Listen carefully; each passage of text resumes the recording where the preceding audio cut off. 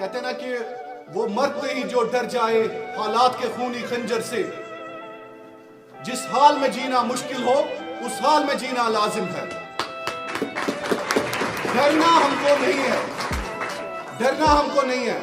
آپ کو ڈرائیں گے لوگ, چرسی, یہ ڈرگس والے, یہ جو مافیا ہیں, یہ آپ کو ڈرائیں گے.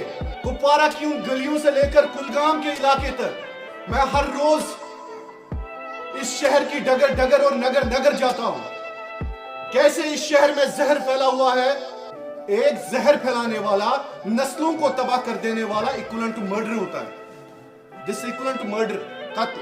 جو یقین کی راہ پہ چل پڑے, انہیں منزلوں نے پناہ دی, جنہیں وسوسوں نے ڈرا دیا, وہ قدم قدم پر بہک گئے. بہکنا نہیں ہمیں ایک امید جگانے. اقبال کا شعر میں نے نہیں سنایا آپ کو, میں سنانا چاہتا ہوں. آپ کو پتا ہے شاہین کے بارے میں اقبال کیا لکھتا ہے؟ میرے بچوں, رفیع آباد کی سرزمین سے تعلق رکھنے والی ہماری بیٹیاں, آپ کی آنکھوں میں مجھے ایک امید دکھتی ہے.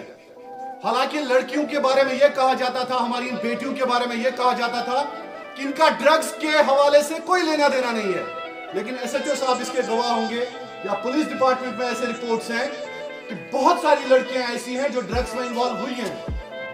بہت ساری لڑکیاں ایسی ہیں, کیا بنت ہوا اور اس قوم کی بیٹی لانتی کاروبار یا اس ڈرگز کے وہ اپنے گھر جاتی ہے. مجھے بتائیں خدا را. اقبال کا شعر آپ بچوں کے لیے ہمیشہ ایک بات یاد رکھنا, جو انسان کا بچہ ہوتا ہے نا, وہ شاہین ہوتا ہے, شیر شیر ماند ہوتا ہے. کہتے ہیں نا, پرواز ہے دونوں کی ایک ہی فضا میں, پرواز ہے دونوں کی ایک ہی فضا میں.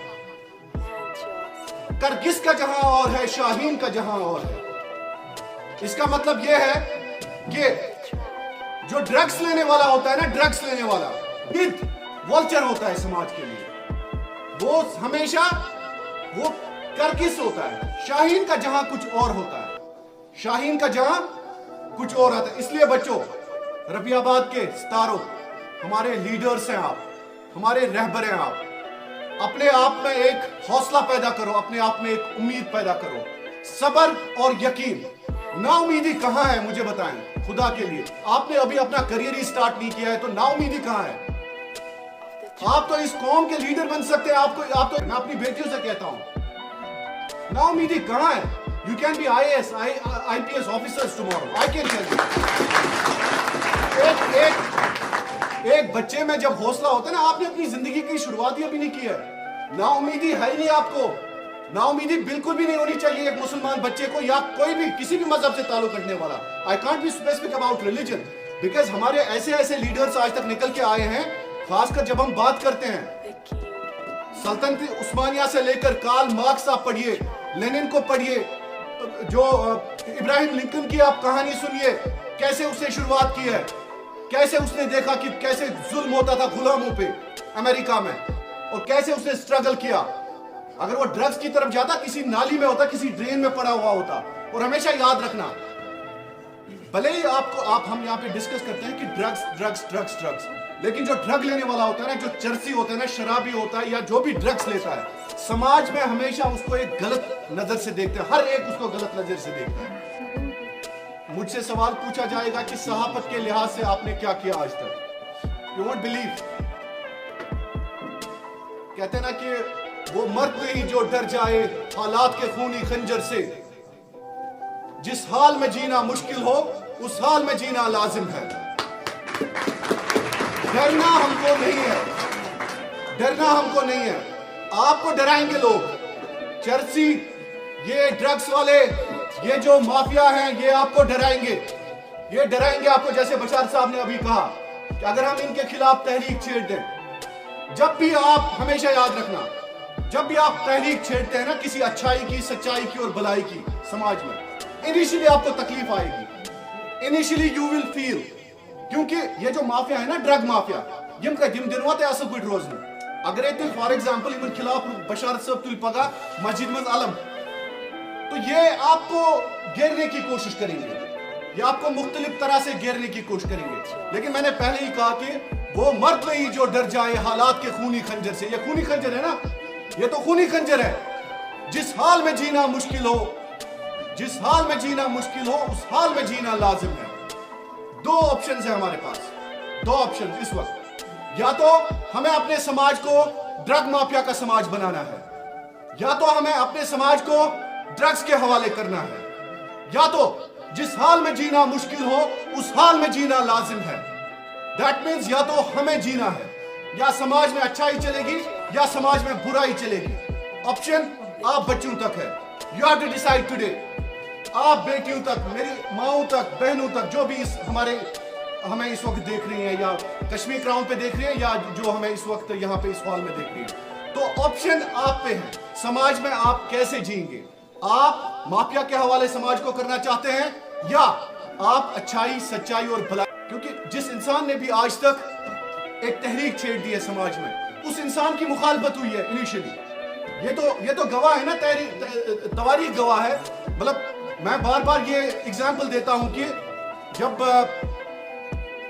अरब, हमारे प्यारे नबी सल्लल्लाहु अलैहि वसल्लम, जब उन्होंने इनिशियली हक का दावा किया, अच्छाई का दावा किया, सच्चाई का दावा किया, तो मुखालफत कहां से शुरू हो गई? मुखालफत अपने घर से शुरू हो गई। मेरे बच्चों, मुखालफत अपने घर से शुरू हो गई। हमारे प्रॉफिट मोहम्मद सल्लल्लाहु अलैहि वसल्लम, क्योंकि जब आप एक अच्छाई की तहरीक छेड़ देते हैं ना, अच्छाई की तहरीक, देखो सच बोलना है हमने बोलना है इनको कि यार इन चर्चियों की जगह नहीं है यहाँ पे। ये जो ड्रग्स है ना, ड्रग्स वाले, लेकिन देखो हमेशा मैंने बोला कि आप जब अच्छे इंसानों का साथ देने लगेंगे, अच्छे इंसानों को आप एनकरेज करने लगेंगे, समाज में नासूर को पैदा नहीं होने दो। जो ही समाज में नासूर पैदा होता है उसको वहीं से खत्म कर दो। I feel it. क्योंकि जो बच्चा इस ड्रग्स की लानत में मुब्तला होता है ना, एक बार उन पेरेंट्स से आप जानिए, एक बार, क्योंकि मुझे आते हैं कॉल्स, वो माएँ कैसी रोती, कैसे वो वालिदैन रोते हैं जब उनका बच्चा, कलेजे का टुकड़ा, ड्रग्स ले लेके तबाह, अपने उनके सामने उनकी मौत हो जाती है।